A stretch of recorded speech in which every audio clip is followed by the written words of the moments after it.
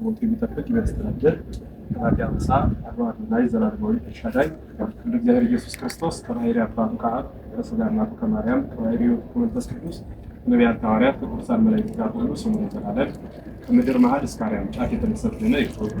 የተከበራችሁ እግዚአብሔር ሰዎች እንዳብራት በሚሆን ወልድ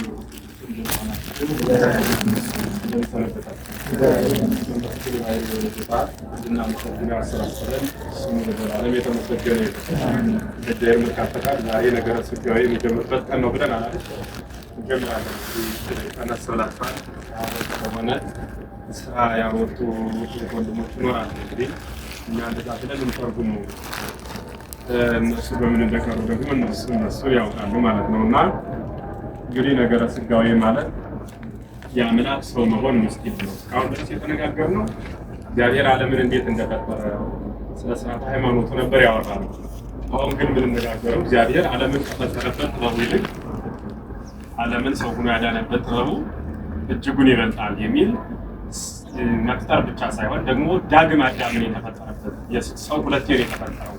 ድሮ በብሉይ ኪዳን አሁን ደግሞ በሐዲስ ኪዳን የተፈጠረበት ማለት ነው። መፈጠር ማለት ወደ አማናዊ ማንነቱ የመጣበት የተስተካከለበት የሆነ ስልክ ቢኖረን ያ ስልክ አልሰራ ቢል ቢሰበር ቢወድቅ ደግሞ ጭራሽ የማይጠገሙ ነው የወደቀ ስልክ ተጠግኖ ድግም አገልግሎት ቢጀምር የተመረጠበት ቀን ሌላኛው ሕይወቱ ሲሆን የተጠገነበት ደግሞ ሁለተኛ የስልክ ህልውና ወይም አገልግሎት የሰጠበት ይባላል።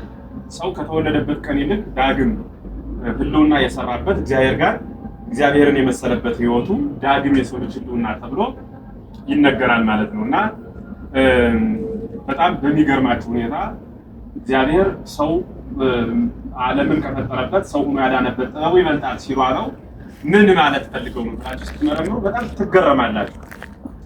ለእግዚአብሔር ዓለምን መፍጠር ግብሩ ነው፣ የባሕርይ ግብሩ ነው። ዓለምን ማሳለፍ የባሕርይ ግብሩ ነው። መጠበቅ መመገብ የባሕርይ ግብሩ ነው። የባሕርይ ግብሩ ነው። አንዲት ሴት ልጅ መውለድ የባሕርይ ግብሯ ነው። ከወንድ ዘርን ተቀብላ በማኅፀኗ ዘርን አረግታ ያ ሰው በእግዚአብሔር ፈቃድ ሰው ሆኖላት 9 ወር ከ5 ቀን ጸንሳ መውለድ ግብሯ ነው። አንድ ወንድም ዘርን ወደ ሴቷ ልኮ በእርሱ በኩል በስሙ የሚጠራ ልጅ መውለድ ግብሩ ነው። የሚገርማችሁ ግን የወንዱን ስራ ሴቷ አሁን በነገርኳችሁ ሐሳብ የሴቷን ስራ ደግሞ ወንዱ ቢሰራ ደግሞ በጣም የሚተርክ የሚገርም ነው። የሌለ ግብር ስለሆነ የአንበሳ ግብሩ እንደምታውቁት ሌላ ምሳሌ ሲጨምር የወደቀውን ይበላል፣ የቆመውን አስሩቶ ይዛል። መስበር፣ ማሸነፍ፣ ኃያልነት የአንበሳ ግብር ነው። የነምርም ግብሩ እንደዛው ነው። የድመት ግብር አይጥን አባሮ መያዝ ነው። የአይጥ ግብር ከድመት መራቅ ነው።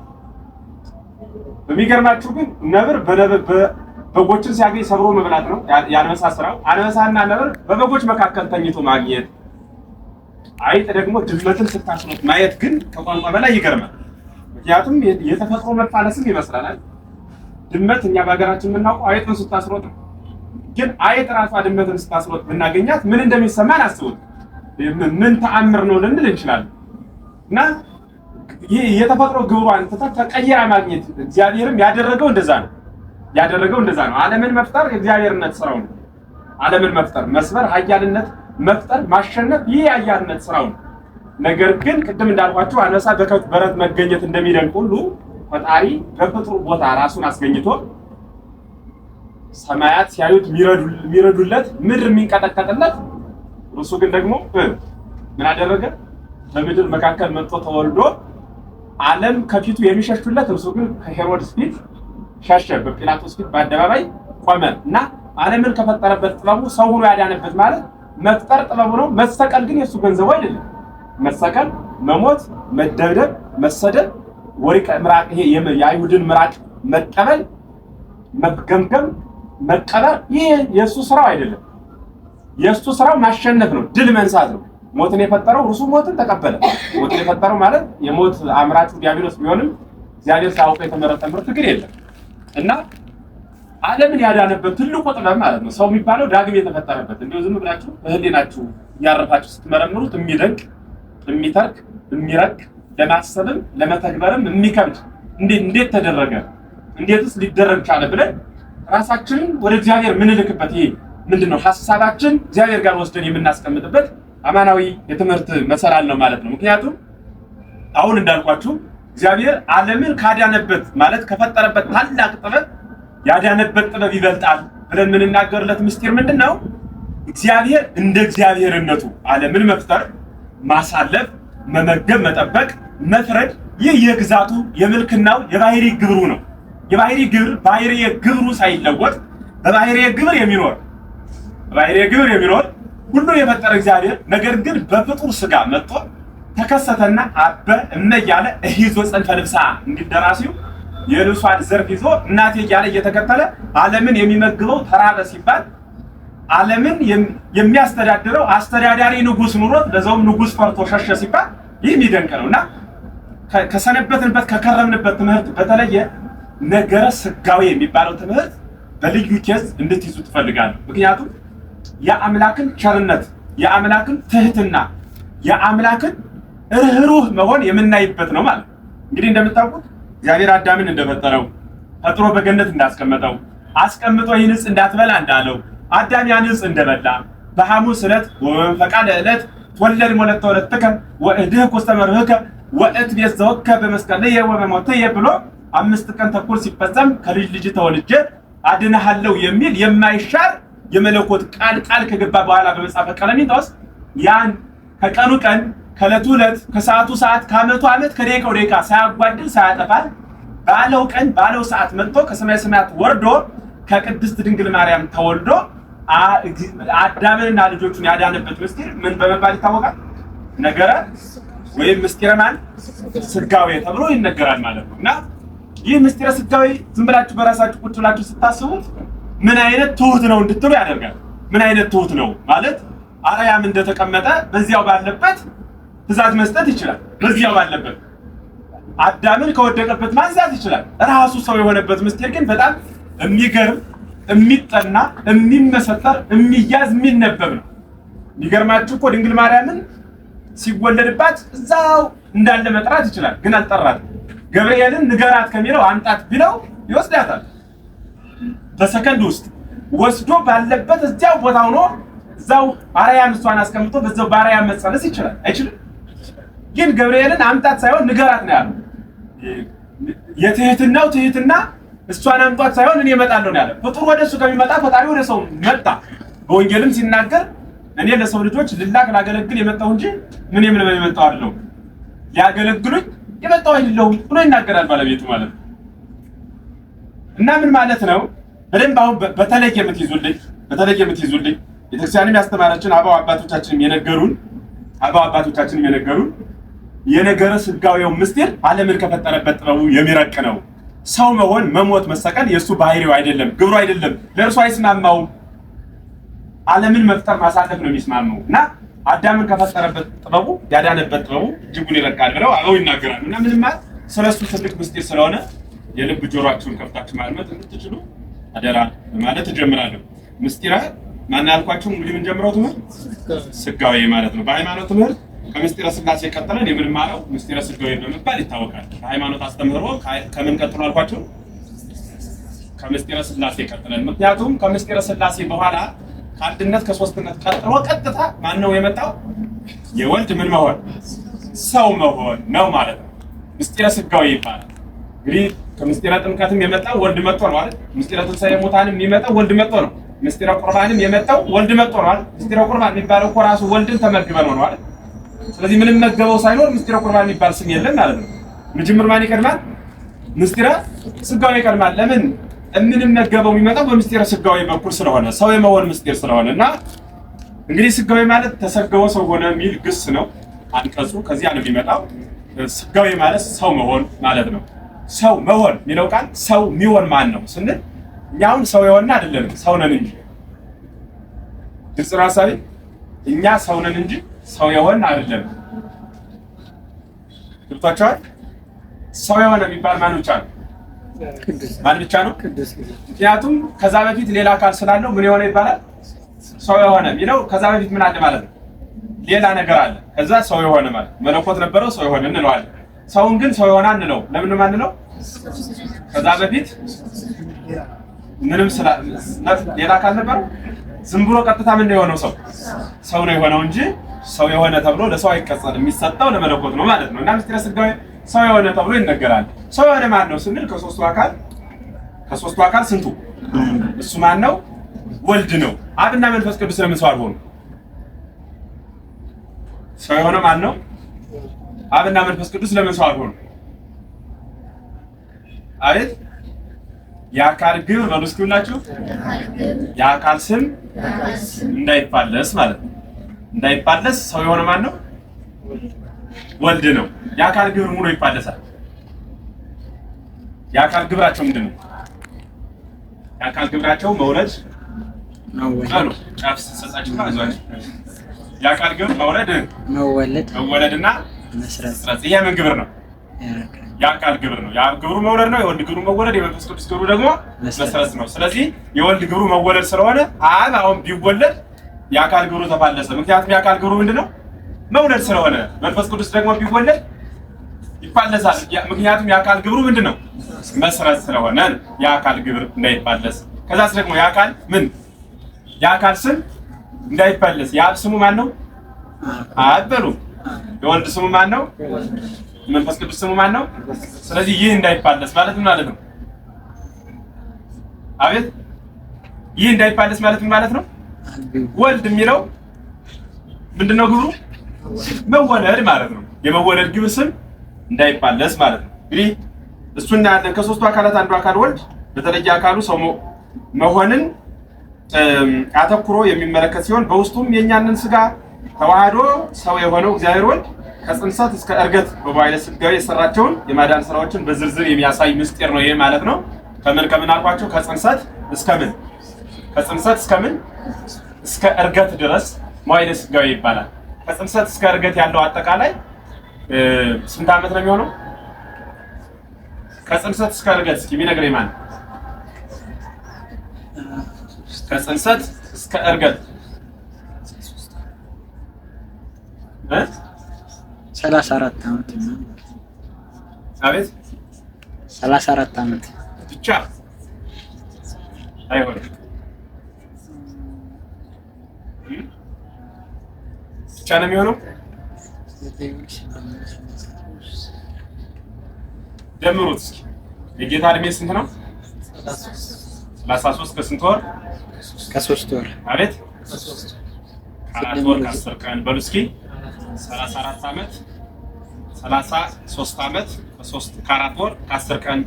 ከዛስ ደግሞ ደግሞ በጽንስ ደግሞ ስንት ወር ቆይቷል? 9 ወር ከ5 ቀን። ደምሩት 9 ወር ከ9 እና 4 ስንት ወር ነው የሚሆነው? 13 ወር ከ10 ቀን 13 ወር ከ15 ቀን 13 ወር ከ15 ቀን እና 33 ዓመት ስንት ነው የሚሆነው? 34 ዓመት አቤት 34 ዓመት ከ34 ዓመት አንድ ወር ከስንት ቀን? 15 አቤት ከ15 ቀን ነው። ይሄ መዋዕለ ሥጋዌ ይባላል። መዋዕለ ሥጋዌ ማለት ምን ማለት ነው? የሥጋ ዘመን ማለት ነው። በሉ እስኪ የሥጋ ዘመን ወይም ደግሞ ዘመነ ሥጋዌው 34 ዓመት ከአንድ ወር ከስንት ቀን? 15 ቀን ተብሎ ይነገራል ማለት ነው። ይህ መዋዕለ ሥጋዌ ወይም በሥጋ ወራት የነበረበትን ዘመን መደመር ሲቻል ከተነሳበት እስከሚደርስበት ያለው ሐሳብ ማለት ነው። የተረጎመው በዛ ልክ ነው እና በዚህ ዘመነ ሥጋዌ ከጽንሰት ጀምሮ እስከ ዕርገት ያለውን የሚያመለክት ምስጢር ነው ማለት ነው። እንግዲህ ሰው የሆነ ማን ነው ስንል ከሶስቱ አካል አንዱ አካል ወልድ ነው ማለት ነው። ምክንያቱም ወላዲ ተወላዲ ሰራጺ መንፈስ ቅዱስ ቅድም ያልኳችሁ ነው ማለት ነው ሲባሉ የአካል ስም የአካል ግብር ይፋለስ ያልኩት ነው ማለት ነው። እንዲሁ እንዳይሆን ግን እግዚአብሔር ወልድ በባህሪው አንድ በሚሆኑበት በኩነት በሚለዩበት ቃል በቃል ወይም ደግሞ በአካል ግብሩ ሰው ሆኖ ተወለደ። ልብ በሉ ይሄ በባህሪ ስንት ናቸው? በኩነት ስንት ናቸው? ሥላሴ በኩነት ስንት ናቸው? በባህሪስ አንድ በባህሪ ስንት ናቸው? በኩነት ስንት ናቸው? 3 ናቸው። በባህሪ ስንት ናቸው? በኩነት ስንት ናቸው? 3 በሉ ጀዛው አጥፍ በኩነት ስንት ናቸው? 3 ናቸው። በባህሪ ስንት ናቸው ማለት ነው? አሁን ባህሪ ስንል መለኮቱን ነው። ኩነት ስንል ቃልነትን፣ ልብነትን ደግሞ ሕይወትነትን ወይም እስትንፋስነትን ማለት ነው። ስለዚህ በባህሪ አንድ በሚሆኑበት በኩነት ግን በሚለይበት ግብሩ ከሶስቱ አካል አንዱ አካል ወልድ ሰው ሆነ ማለት ነው። ባለፈ ነግሬያችኋለሁ አይደል? መለኮት ለምን ተወለደ ይባልም ስላችሁ በባህሪ አንድ በሚሆኑበት ግን ደግሞ በኩነት በሚለዩበት ከሶስቱ አካል አንዱ እርሱ ሰው ሆነ ማለት ነው። በምስጢረ ሥላሴ ትምህርታችን እግዚአብሔር በአካል 3 በመለኮት 1 መሆኑን ተምረናል አይደል? በምስጢረ ሥላሴ ትምህርታችን እግዚአብሔር በአካል 3 በመለኮት ደግሞ 1 መሆኑን ተምረናል። በምስጢረ ሥጋዌ በመለኮት 1 ብለን ከምናምንባቸው ከ3ቱ አካላት አንዱ አካል እግዚአብሔር ወልድ በተለየ አካሉ በቃልነቱ ከዊን ሰው ቢሆንም ፍጹም መለኮቱ ሰው ሆነ እንላለን እንጂ በመለኮት መከፈል የለበትም። ማስረጃ ቆላስይስ ምዕራፍ 2 ቁጥር 9 ላይ ይገኛል። ልብ በለዋል። ትልቁ ምስጢር እዚህ ላይ ነው። በደንብ እንድትይዙ ባለፈም ነግራችኋለሁ። ለአጽንዖተ ቃል ግን ዛሬም እደግመዋለሁ። ከ3ቱ አካል አንዱ አካል በተለየ አካሉ ማን ነው? እሱ ወልድ። ልብ በሉ፣ ደጋግማችሁ ያዙት፣ ለአይምሯችሁ ደጋግማችሁ ንገሩት። ወልድ ሰው ሆነ ስንል መለኮቱ ሰው አልሆነም አይባልም። ምክንያቱም በባህሪ ስንት ናቸው ብለናል? አንድ ናቸውና በባህሪ አንድ ናቸው ስላልነ ደግሞ በባህሪ አንድ ናቸው ስላልነ አብና መንፈስ ቅዱስ ሰው ሆነዋል አንልም። ለምን ከተባለ በተለየ አካሉ በኩነት ነው። በቃልነቱ ከዊን ማለት ነው። በቃልነቱ ከዊን ምን ሆኗል ማለት ነው? ለምን በመለኮት ስለማይለይ። አሁን ብዙ ሰው ግራ የሚገባው እኔ በጣም የሚገርመኝ አይ ስለዚህ በመለኮቱ ከተወለደ አብና መንፈስ ቅዱስ ተወልደዋል ይላሉ። አይሉም ይላሉ። እነሱ ያመጡት ይህን ጥያቄ ለማምጣት ነው። እኔ ግን እንዲህ ብዬ መጠየቅ እፈልግ ነበር ባገኛቸው። በቃልነቱ ከዊን የሚለውን ስለዘነጉት መጠየቅ የምፈልገው ነገር አለ። አብና መንፈስ ቅዱስ ተወልደዋል፣ ስለዚህ እንዲያ እንዳይባል አልተወለደም ካልከኝ ማን ተወልዷል ልትለኝ ነው? ማን ተወልዷል? ስለዚህ መለኮት አልተወለደም ማለት ወልድ አልተወለደም ሊል ነው? አልተወለደም እንዳይል እያወረኛለ ተወልዷል ብሎ ነው።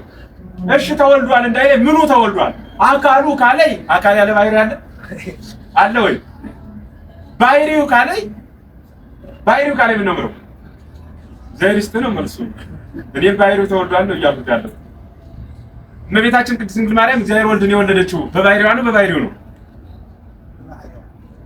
በምኗ ነው የወለደችው? በምኗ ነው የወለደችው? አቤት በባህሪዋ ነው በባህሪው ነው የወለደችው? እሷ በባህሪዋ ነው የወለደችው። መውለድ የሰገሯ ባህሪዋ አይደለም የወለደችው። እሷ በምኗ ነው? እርሱስ ከእርሷ የተወለደው በመለኮቱ ነው? በመለኮት ነው አይደል? ጥያቄ አልጠይቃችሁ። ቅዱስ ቄርሎስ አኮ ወልደ ማርያም በመለኮቱ ይላል። በመለኮቱ የማርያም ልጅ አይደለም ይላል። ምን ለማለት ነው? ቅዱስ ቄርሎስ እንዲህ ቢል አኮ ወልደ ማርያም በመለኮቱ አዳ በከመ ሥርዓተ ትስብእቱ በሰውነቱ እንጂ በመለኮቱ የማርያም ልጅ አይደለም ይላል። ምን ማለት ነው? አቤት መልስ ነው የሰጠበት። ለአንድ መናፍቅ ነው መልስ የሰጠው። ፎጢኖስ የሚባል መናፍቅ ነበር እና አርጌንስ የሚባለው እነሱ ማድረጋት የሚያበላልጡ ናቸው። ፎጢኖስ የሚባል አንድ ነበር እና የፎጢኖስ ክደቱ ምንድነው? ለፌ እማርያም ክዋኔ ሁለ ወልድ ይላል። በሉ እስኪ ነገሩ ተውጣጥ ነው። የደሞ የሱን ክደት ደግሞ እኔም ወንጀል ሆኖብኝ ምን ማለት ነው? በአማርኛ የወልድ ህልውናው ወይም የወልድ መኖሩ ከድንግል ማርያም ወዲህ ነው የሚል ገብታችኋል? ሐሳቤ የእናንተ ሰው መሆን ከማን ወዲህ ነው? ከእናት አባቶቻችን በሉ እስኪ ከነሱ ቀጥላችሁ ነው አይደል ሰው ሆናችሁ? ልክ የወልድ ህልውናው የወልድ ሰው መሆን ከማን ቀጥሎ ነው ይላል ፎጢኖስ? ከማን ቀጥሎ? ከድንግል ቀጥሎ ነው እንጂ ከዛ በፊት አልነበረም አይደል ሐሳቡ። እና ለዚህ መልስ ቅዱስ ቄርሎስ ምን አለው? ለፌ ማርያም ክዋኔሁ ለወልድ ሲለው ሰማና አኮ ወልደ ማርያም በመለኮቱ አለው። ድንግል ማርያም እኮ በመለኮቱ የወለደችው አይደለም ማለት ምን ማለት ነው? በመለኮቱ ከድንግል ከመወለዱ በፊት አለ የለም? በመለኮቱ ከድንግል ከመወለዱ በፊት አለ። አሁን አዲያ ድንግል ማርያም ወልድን ወለደችው መለኮትን ወለደችው ስንል ምን ማለት ነው? ምን ማለት ነው? ምን ማለታችን ነው? አሁን መለኮትን ወልደዋለች እንላለን አንልም? ቅዱስ ቄርሎስ ደግሞ አልወለደችውም ይላል። ስለዚህ መለኮት ከድንግል ማርያም በፊት ከነበረ ድንግል ማርያም መለኮትን ወለደችው ማለት ነው። በቃልነቱ ከዊን በማኅፀነ ማርያም የስጋን ገንዘብ አድርጎ ስለተዋሃደ ነው። በተዋህዶ ማንን ወለደችው? ቅድምና የነበረውን ስጋ ቀዳማዊ ያልሆነውን ስጋ ሲዋሃደው ይቅርታ፣ ቅድምና የነበረው መለኮት ቅድምና የሌለውን ስጋ በማኅፀነ ማርያም ሲዋሃደው ምን ተገኘ? ጽንስ ሆነ ማለት ነው። ጽንስ ሆነና ዘመን ተቆጠረለት። ለዚህም ሊቁ ቅዱስ ያሬድ ምን ይላል? ዘመንሽ ዘመኔ ነው ይላታል ድንግል ማርያም። ዘመንሽ ዘመኔ ነው ማለት ማን ነው? እንዲህ ብሎ የሚናገርላት እግዚአብሔር አብ ነው። ዘመንሽ ዘመኔ ነው ማለት የድንግል ማርያም እድሜዋ ስንት ነው? አቤት አብ ግን ትክክል ነን ይላል። አብ በእድሜ እኩል ነን ይላታል። ምን ማለት ፈልጎ ነው? አብ ስንት ዓመቱ ነው? አቤት የአብ እድሜው ስንት ነው? አይታወቅም ማለት እና የድንግል ማርያም እድሜ ደግሞ ይታወቃል አይደል? እና ምን ማለቱ ነው? ዘመንሽ ዘመኔ ነው የሚላት። ልብ በሉ፣ ምስጢር ልንገራችሁ። ልብ በሉ። እግዚአብሔር አብ በደንብ ልትላችሁ አድምጡ። እግዚአብሔር ወልድን የወለደበት ሰዓትና ደቂቃ ይታወቃል አይታወቅም? ከማይታወቅበት ጀምሮ ከድንግል ማርያም እንደተወለደ ግን ይታወቃል። ገብታችኋል? እግዚአብሔር ኑሮ የሚያውቀው ነገር የለውም ማለት እግዚአብሔር ሁሉ ነገር በፊቱ የተገለጸ ነው አይደል? ዓለም የሚባል ሳይኖር ገና በድንግል ይሄ ወልደ እግዚአብሔር ኢየሱስ ክርስቶስ የአብ ልጅ ሲሆን የማን ልጅ ሆኗል? የድንግል በሉ የአብ ልጅ የሆነ ቀን የማን ልጅ ሆኗል? ምክንያቱም በሱ 5000 ቆይቼ ደግሞ 6000 የሚባል ነገር በሱ አለ የለም ስለሌለ የአብ ልጅ ሲሆን የማን ልጅ ሆኗል? ስለዚህ ልብ በሉ የአብ ልጅ ሲሆን የድንግል ልጅ ሆኗል ካላችሁ ወልድ ደግሞ የድንግል ልጅ ሲሆን የማን ልጅ ሆኗል? ስጋ መለኮት የአብ ልጅ ሲሆን የማን ልጅ ሆኗል? የድንግል ልጅ በሉ። ስለዚህ ስጋ የድንግል ልጅ ሲሆን የማን ልጅ ሆኗል? የአብ ልጅ ሆኗል ማለት ነው። ስለዚህ አምጣኔ መጠንሽ መጠኔ ነው ማለቱ ዓለም የማይወስነውን እኔ እንደወሰንሁት አንቺም ዓለም የማይወስነውን ወስነሽዋልና መጠንሽ መጠኔ ነው። ለምሳሌ እኔ አሁን የሆነ መስፈሪያ አምጥቼ በዚህ ብሰፍር ያ በሰፈርኩት መስፈሪያ ደግሞ ሌላ ነገር ብሰፍር ትክክል ቢሆኑ መስፈሪያዎች ምን እላቸዋለሁ? ትክክል ናቸው እላለሁ አይደል? አዎ። አሁን ልብ በሉ። ወልድን የወሰነው ማን ነው? በቅድምና የወሰነው ማን ነው? አብ የወሰነው ነው። ማን ወስኖታል? ድንግል ስለወሰነችው ምንሽ መኔ ነው አላት። መጠንሽ መጠኔ ነው፣ ዘመንሽ ዘመኔ ነው የሚላት ደግሞ አብ ሲወልደው የወለደው ጊዜ አይታወቅም መቼ እንደወለደው። አብ ሲወልደው ያኔ ከድንግል ተወልዷል። ምክንያቱም ከድንግል ሲወለድ የአብ ልጅ ሆኗልና ነው። የስጋ ገንዘብ ነው። ከበደባችሁ ግን ከደረታ ቀላል ነው አይደል? ቀላል ነው ትሉ ይሆናል እኮ እናንተ ጥያቄ ውስጥ ላለመግባት በጣም ጥሩ ነው። ስለዚህ ይህንን ይናገርና ቅዱስ ዮሐንስ አፈወርቅ ደግሞ ይህን ወስዶ የሚናገረዋል። ሕፃን ኮነ አረጋዊ ወአረጋዊኒ ኮነ ሕፃነ በሉ እስኪ ሁላችሁ ሕፃን ኮነ አረጋዊ በሉ። ወአረጋዊኒ ኮነ ሕፃነ። በአማርኛ ሲተረጎም ሕፃኑ ሽማግሌ ሆነ በሉ እስኪ። ሽማግሌው ደግሞ ምን ሆነ? ሕፃን ሆነ ማለት ነው። አሁን ይሄ ቃል ስታስቡት እንዴት ሕፃን ሽማግሌ ይሆናል? ሽማግሌ ሕፃን ይሆናል ብላችሁ ነው አይደል የሚገርማችሁ? ሕፃኑ ሽማግሌው ሕፃን ሆነ ማለት በዘመን የማይቆጠርነት በዘመን የሸመገለው ዘመናትን ያሸመግል እሱ የማይሸመግለው ግን በዘመን በጣም ሽማግሌ ተብሎ የሚታሰበው ሽማግሌ ማለት ረጅም ጊዜ ቆየ ማለት ነው። እንዲያ ተብሎ የሚታሰበው መለኮት ሕፃን ሆነ። የት ላይ? ከድንግል ማርያም ጀርባ 2 ዓመት ሞላው፣ 3 ዓመት፣ 30 ዓመት ይኸው በዚህ እንለዋለን አይደል? ስለዚህ ምኑን ሕፃን እያለው ነው? ሽማግሌውን ምን እያለው ነው? ሕፃኑን ደግሞ ሽማግሌ ልንለው ነው። ማንን? ስጋ የመለኮትን ገንዘብ አድርጓል የለም 4 ዓመት 5 ዓመት የሚባለው ስጋ ዘመን የማይቆጠርለት መለኮትን ተባለ። ተመልከቱ። ስለዚህ ሕፃን ሽማግሌ ሆነ፣ ሽማግሌው ደግሞ ምን ሆነ? ሕፃን ሆነ። ይህ በምስጢረ ሥጋዌ የተፈጸመ ነው ማለት ነው። ስለዚህ በምስጢረ ሥላሴ ትምህርታችን እሱን እናይና እግዚአብሔር በአካል 3 በመለኮት 1 ስለሆነ ከ3ቱ አካላት አንዱ አካል ሰው ሆነ ሲባል መለኮት እንደ አካላት ከ3 አይከፈልም። ልብ በሉ። መለኮት እንደ አካላት ከስንት አይከፈልም? ከ3 አይከፈልም። ለአብ ለግሉ መለኮት፣ ለወልድ መለኮት፣ ለመንፈስ ቅዱስ መለኮት ሰጠው። የአንድ መለኮት ብዜት ሶስትነትን ሰጠው። 9 መለኮት ብለው የሚያምኑ ደግሞ አሉ። ስንት መለኮት አልኳችሁ? በእኛ ግን እሱ 9 መለኮት የሚባል ትምህርት ስለሌለ እንደ አካላት መለኮት ምን አይልም። 3 አካል እንደምንለው ሁሉ 3 መለኮት አንልም ማለት ነው። አይከፈልም። ወይም 3ቱም ሰው ሆኑ አያሰኝም። ምክንያቱም 3ቱም ሰው ሆኑ አያሰኝም። ይህንን ለመረዳት ሊቃውንተ ቤተክርስቲያን ለምስጢረ ሥላሴ የመሰሉትን ምሳሌ መመልከትና ማስተዋል ተገቢ ወይም ደግሞ በቂ ምላሽ ለመስጠት ዝግጁ ነው ማለት ነው። ከዛ አሁንም እንደ ምስጢረ ሥላሴ በፀሐይና በነፋስ በነፍስ እየመሰልን ነው የምንናገረው። ለምሳሌ ነፍስ ምስጢረ ሥጋዌን ለማስረዳት ከ3ቱ አካል አንዱ እርሱ ወልድ ሰው ለመሆኑ ለማስረዳት ምንን ይጠቀማሉ ማለት ነው? ነፍስን ይጠቀማሉ። አባቶቻችን ነፍስ ይላሉ። አንዲት ነፍስ ለባዊት፣ ነባቢት፣ ሕያዊት ትሆናለች አሉ። በለባዊነቷ በሕያውነቷ ከዊል ሳይሆን በተለየ በቃልነቷ ከዊል ከስጋ ምላስ ጋር ተጣብቃ ወይም ተዋህዳ ንባብን ትሰጣለች። ገብታችኋል? ይህ ሐሳብ ለምሳሌ አንዲት ነፍስ ነባቢት ናት ብለናል አይደል? ለባዊት ናት ደግሞ ምንድን ናት? ሕያዊት ናት አይደለ? በነባቢነቷ ነባቢት ናት ብለናል አይደል? በነባቢነቷ ከዊል ከስጋ ጋር ተዋህዳ ትናገራለች። አይገርማችሁም? አሁን እኔ እናገራለሁ አይደል? ወይም የሆነ ሰው ይናገራል። ያ የሚናገር አካል የሚናገረው በምኑ ነው? በምኑ ነው የሚናገረው? አቤት በሉ እንጂ እናንተ ነገር ትናገሩት በምላችሁ ነው እኮ ያልኩት።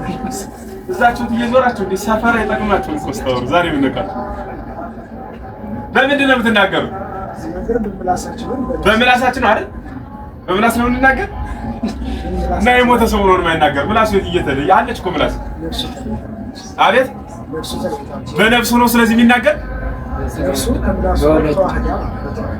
ነፍሱ ከምላሱ ጋር ተዋህዳ። መምህር በጣም ጥሩ መልስ። ነፍሱ ከምላሱ ጋር ተዋህዳ የምትናገር በምኗ ነው? ነባቢት ናት ብለናታል፣ ለባዊት ናት ብለናታል፣ ሕያዊት ናት ብለናታል። በምኗ ነው? በምኗ? በነባቢነቷ ከዊን ከምላስ ጋር ተዋህዳ ምን ትላለች? አረ ልብ በሉ። በምንነቷ ከዊን አልኳችሁ። በሕያውነቷ አይደለም የምትናገረው፣ በለባዊነቷም አይደለም የምትናገረው። በነባቢነቷ ከምላስ ጋር ተዋህዳ ማን ትናገራለች? ማን ትናገራለች? ምላስ ወይም ደግሞ ቃል ይወጣል። በሩሲ ምን ይወጣል? ቃል ይወጣል። አሁን ልብ በሉ። አሁን አንድ ሰው ቃል ሲናገር ቃል ሲያወጣ በምንነቱ ከዊን ያለው? በምንነቱ ከዊን ያለው?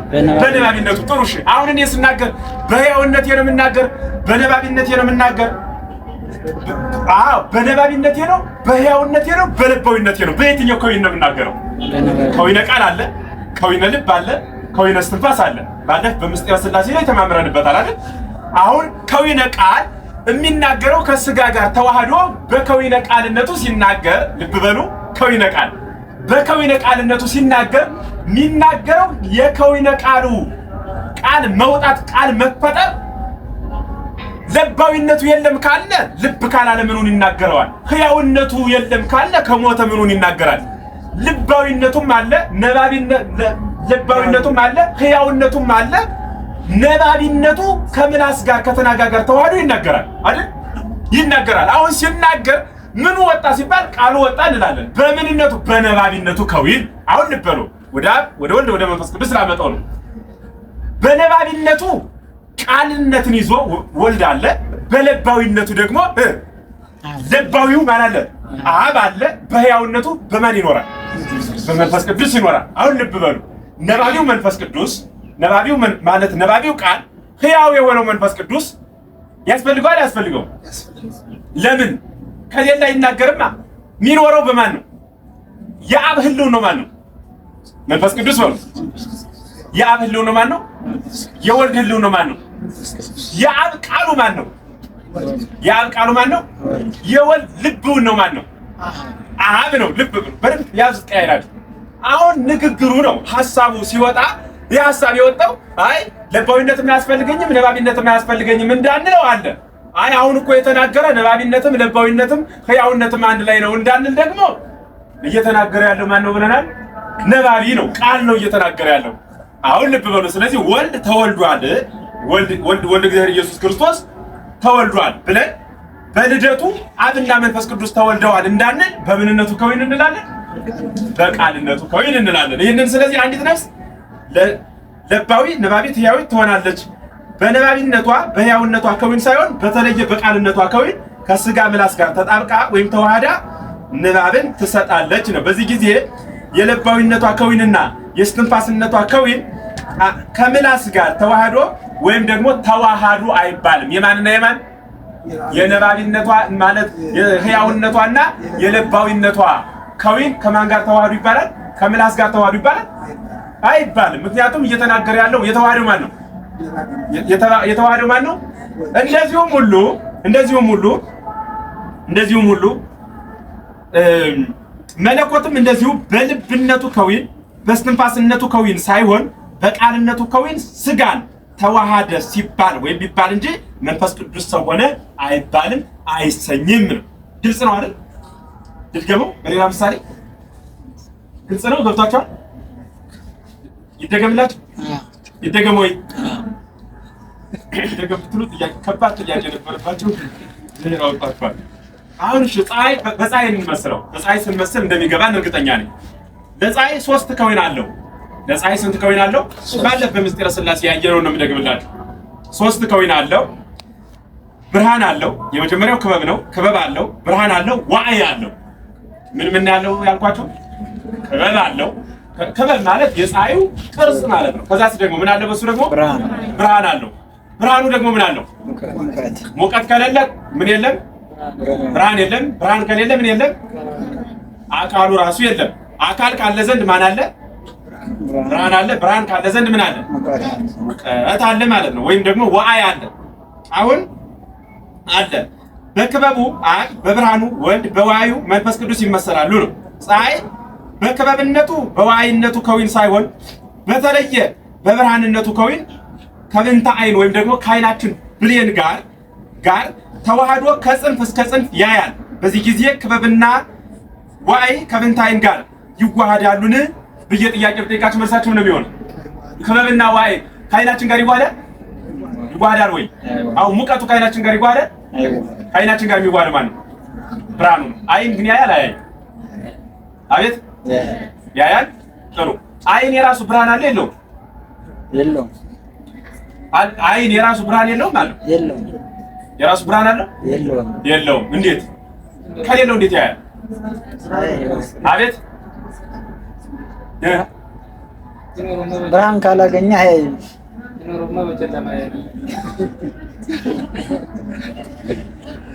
አስተምሬያለሁ በዚህ በፊት ማለት ነው። እና አይን የራሱ ብርሃን የለውም። አይን የራሱ ብርሃን ካለው በጨለማ ያበራል ነው መልሱ። በጨለማ ያበራ አይን ሁሌም ቢሆን በተዋህዶ ነው የሚሰራው። ይሄ እኮ በእውነት እንዲህ እስልምና ወገኖቻችን ያሳዝኛል። በተዋህዶ ሃይማኖት ጽናት እንደሚገባ እኮ ራሱ አይን ብቻ በቂ ነው። ሌላ ምስክር አያስፈልግም። አይን ሳይዋሃድ ማየት አይችልም። ብርሃን ከሌለ አይን ራሱ የለም። ምክንያቱም ዝም ብሎ መንከባለል ስጋ ነው ሊሆን የሚችለው። ተዋህዶ ነው ስራ የሚሰራው። ከማን ጋር ተዋህዶ? ከማን ጋር ተዋህዶ? በነገራችን ላይ አካላት በጠቅላላ ተዋህዶ ነው ስራ የሚሰሩት። እጃውን በእጀ ሰርቼ ሲባል አንድ ሰው አሁን በእጁ እንዲህ እያለ ስራ ይሰራል። ከምን ጋር መዋሃድ ያስፈልገዋል? ከኮምፒውተር ከሆነ አፈር ጋር ከሆነ መሬት ጋር ከሆነ ብቻ የሆነ አካል ጋር መዋሃድ አለበት አይደል? እጅ ግን ሳይዋሃድ ዝም ብሎ ብቻውን ለራሱ ማምረት ይችላል የሆነ ነገር። እንደው ምናልባት በስልክ ልትሉ ትችላላችሁ። ስልኩ ራሱ እኮ እየነካካ ነው አይደል? ተዋህደ ነው። ሳንነካው ግን ስልክና እጃችን ሳይዋሃድ መደወል እንችላለን? መስራት እንችላለን? አንችልም አይደል? ልክ እንዲሁ ሁሉ እግር ራሱ እግር ያለ ተዋህዶ ይሰራል ወይ? እግር አሁን በእግር የሰራው የሚባለው ሰው ሲሄድ ነው ተኝቶ ነው? አቤት ሲሄድ ነው። ተኝቶ መስራት አይችልም። እግር ራሱ በተዋህዶ ነው። የሆነ ነገር ጋር ሳንገናኝ የምንሰራው ስራ የለም ምንም ነገር። ልብም ተዋህዶ ነው ሊሰራ የሚችለው። ከመጻሕፍት ጋር ተዋህዶ፣ ከቤተክርስቲያን ጋር ከክርስቶስ ጋር ተዋህዶ ሳይዋሃድ የሚሰራ ጆሮ ሳይዋሃድ ይሰራል? ጆሮ ምንም ነገር ሳይነካ መስራት ይችላል ወይ? ሰምቶ እኮ ነው የሚሰራው በተዋህዶ ማለት። ከውጭ የሆነ ነገር ወደ ውስጥ ገብቶ በጋራ ተዋህደው ነው ስራ የሚሰራው አይደል? አያችሁ፣ ይህ ምስጢር ነው። አሁን ፀሐይ ነው ምን አላት ብለናል? ክበብ አላት ወይም አካል የምንለው። ከዛ ደግሞ ምን አላት? ብርሃን አለ። ከዛ ምን አለ? ሙቀት አለ። ልክ የኛ አይን የሚያየው ከምኑ ጋር ተዋህዶ ነው። በዛን ጊዜ ግን ከክበቡና ከዋዕዩ ጋር አይናችን ተዋህዷል ይባላል ወይ? እንዲያውም በሚገርማችሁ በአንጻሩ እነሱ ሲያዩን እንሸማቀቃለን። ለምሳሌ ሰው በጣም በሚሞቅበት ጊዜ አይኑ ያያል ወይ? መሬቱ ሁሉ እርግብ ሲልበት በጣም ሙቀት ሲጨምር አይኑ ይጨማደዳል አይደል? እንኳንስ ለማየት ምክንያት የሚሆነው ላለማየት ምክንያት ሆነዋል። ለምሳሌ አሁን ምሽት በደንብ ማየት እንችላለን አይደል? እስከፈለግነው ከቀኑ 9 ሰዓት 8 ሰዓት ግን በደንብ እስከፈለግነው ማየት እንችላለን። የማይሰደን ምኑ ነው? ብርሃኑ ነው እንዳንል አይን ሁሌም ብርሃን ትፈልጋለች። ያልሰደደን ምኑ ነው? ዋዕዩ ከሙቀቱ ከብርሃኑ ጋር ዋዕዩ ተቀላቀለ። ዋዕይ ማለት ሙቀት ማለት ነው። ተቀላቀለ። ስለዚህ እንዳናይ ይጋርደናል ወይም ደግሞ ያደርገናል ማለት ነው። ስለዚህ ምን እንላለን ማለት ነው? ፀሐይ በክበብነቱ በዋዕይነቱ ከዊን ሳይሆን በክበብነቱና በዋዕይነቱ ወይም በሙቀቱና በክበቡ በአካልነቱ ከዊን ሳይሆን በተለየ በብርሃንነቱ ከዊን ከብንተ አይን ጋር ተዋህዶ ከጽንፍ እስከ ጽንፍ ያያል። በዚህ ጊዜ ክበብና ዋዕይ ከብንተ አይን ጋር ይዋሃዳሉን? አይዋሃዱም ነው መልሱ። አይዋሃዱም። እንደዚሁም መለኮት በልብነቱ በስትንፋስነቱ ከዊን ሳይሆን በቃልነቱ ከዊን ትስብእትን ቢዋሃድ ሰው ቢሆን አብ መንፈስ ቅዱስ ሰው ሆኑ አያሰኝም። ምክንያቱም ሰው መሆን ለብቻው ተገንጥሎ የሚሰጠው ለማን ነው? ለማን ነው የሚሰጠው? ጥያቄ ግን አለ እንዳትረሱት። እኔ መቼም አልረሳው ፈልጋችሁ ነው። በጊዜ ስጋዌ የአብና የመንፈስ ቅዱስ ግብራቸው ዛሬ ረስቸው ልናገር ነበር። ለካ ጥያቄ አድርጌ አስገብቻለሁ ማለት ነው። ድርሻቸው ምን ነበር ቢለውም በደንብ አንባችሁ መምህራንንም ጠይቁ። እንግዲህ የሚነግራችሁ ካገኛችሁ ይዛችሁልኝ ነው።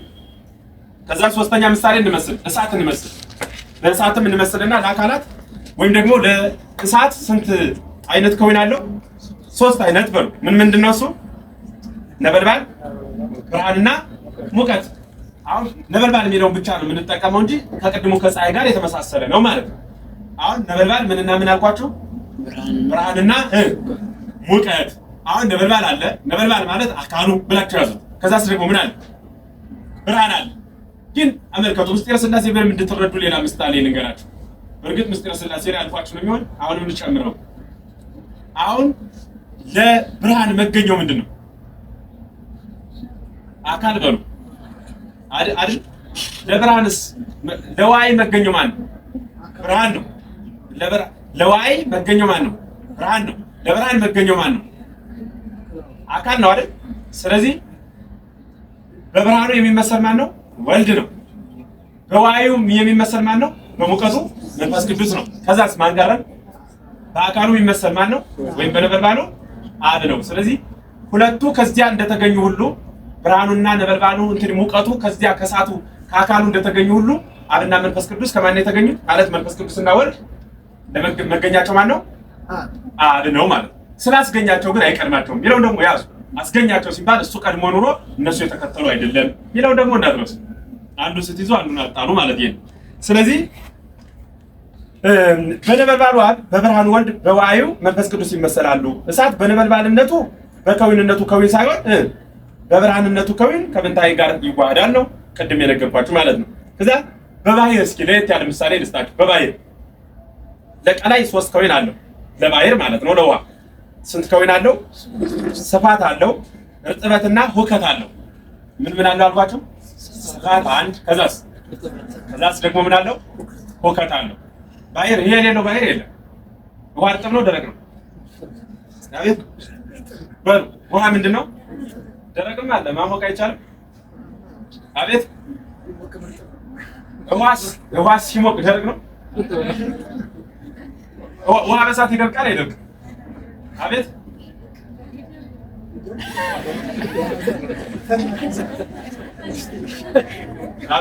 ቢተንስ እርጥብ ማለት ምን ማለት ነው? እርጥብ ማለት ምን ማለት ነው? እናንተ ውሃዎች ቀዝቃዛ ነው ይመስላችኋል? እርጥብ ግን ምንድን ነው? ቀዝቃዛ ነው ይመስላችኋል? እርጥብ ምንድን ነው? እርጥብ የሚባል ምግብ አለ። እሱን አይደለም።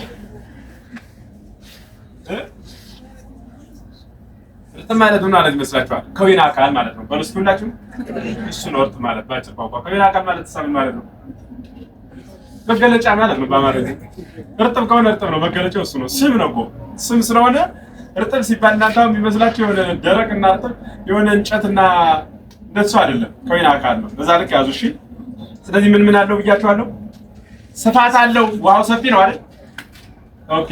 እሺ፣ ሰፊ ነው ብለናል። እሺ፣ ስፋት አለው አይደል ያልነው? እሺ። በጎማስ ቢሆን፣ በብርጭቆ፣ በሃይላንድ ቢሆን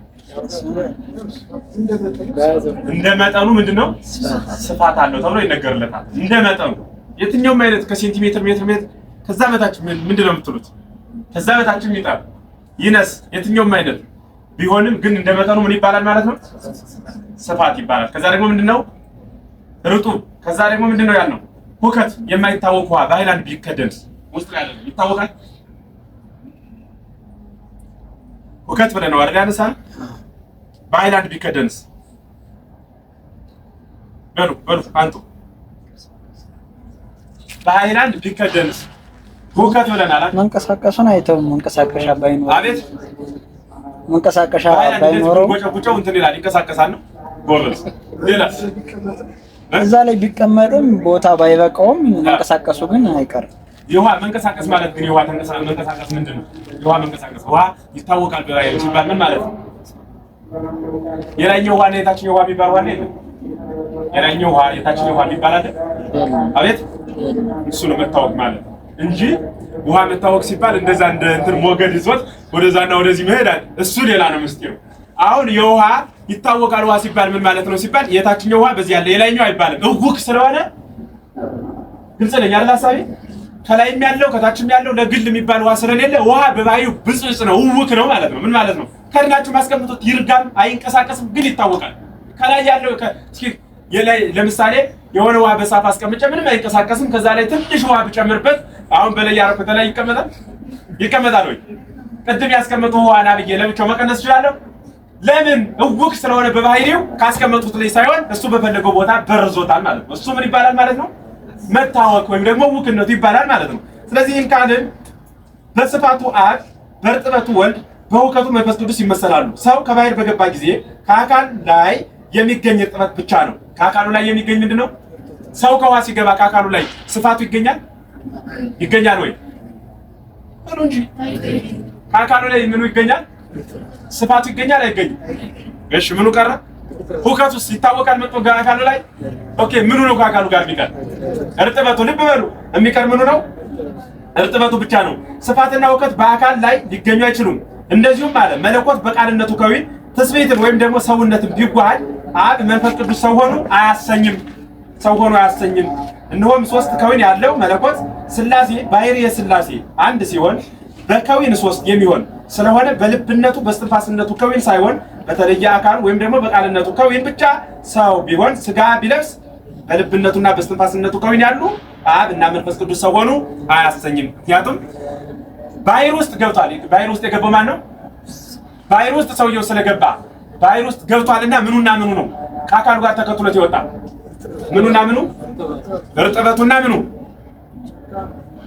ተከትሎት የመጣ ሰውየው ጋር እርጥበቱ ነው አይደል? ረጥቦ ነው የሚወጣው። ያልመጣ ሳብሮት ምኑና ምኑ? ሁከቱና ስፋቱ ከሱ ጋር መጥቷል አልመጣም?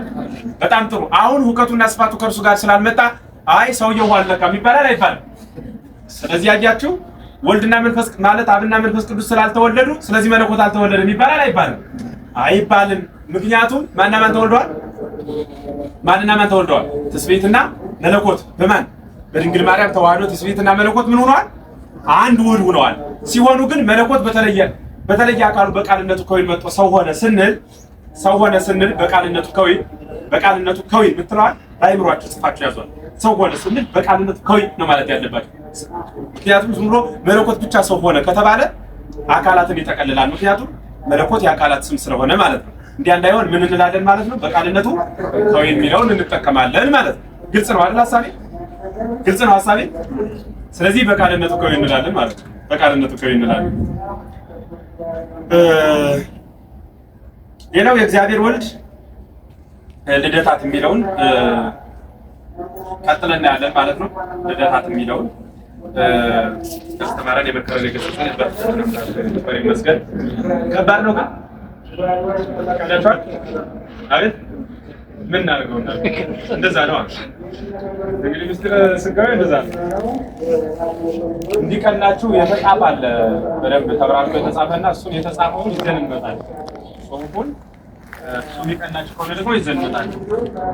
ግን የደጋግማችሁ ስትማሩት ደጋግመን ስለምንናገረው እየገባችሁ ይመጣል። እሺ ሲረቅባችሁ እንዲገልጽላችሁ በዚህ ገለጽላችሁ ደግሞ ተመስገን በሉ። እንደዛ ነው የሚባለው። ከዚህ በላይ እንደዛ ነው የሆነ። እንደውም እግዚአብሔርን አመስግኑ። እንደኛ አቅም ልክ እሱ ተወልዶ ነው እንጂ እንደ አምላክነቱ ልክ ቢወለድ ኑሮ ምን እንደምንል እግዚአብሔር ይወቅ ማለት ነው። እና እንደዛ ነው። አባቶቻችን አምላክ ሁላችን ይጠብቃል። ቀጣይ ቀን ሰው ይበለን። ስብሐት ለእግዚአብሔር። ይቆየን።